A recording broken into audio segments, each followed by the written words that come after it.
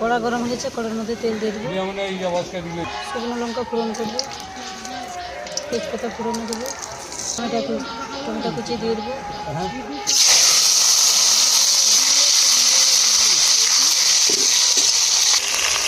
কেটে রাখা কাঁচা মাছ দিয়ে দেবো,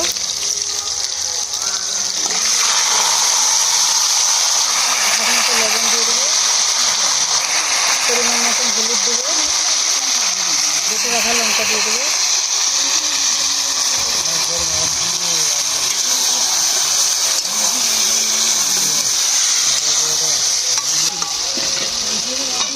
ঢাকা দিয়ে কষে নেব।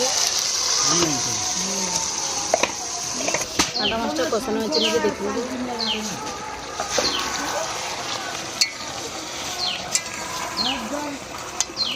কষানো হয়ে গেছে, পরিমাণ মতন জল দিয়ে দেবো। বেশি জল দিচ্ছি না, মাখা মাখা করে রান্না করবো। দিয়ে একটু ফুটিয়ে নেব। বন্ধুরা, কাঁটা মাছটা হয়েছে নাকি দেখে নেব। হয়ে গেছে, উপর দিয়ে গরম মশলা দিয়ে দেবো।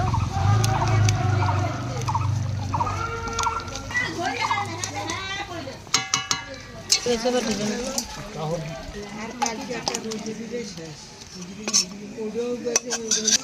বন্ধুরা, এই টমেটো দিয়ে কাঁটা মাছের রেসিপি করেছি। রেসিপিটা কীরকম হয়েছে আপনারা কমেন্ট করে জানাবে। আমার চ্যানেলটি সাবস্ক্রাইব করে রাখবে।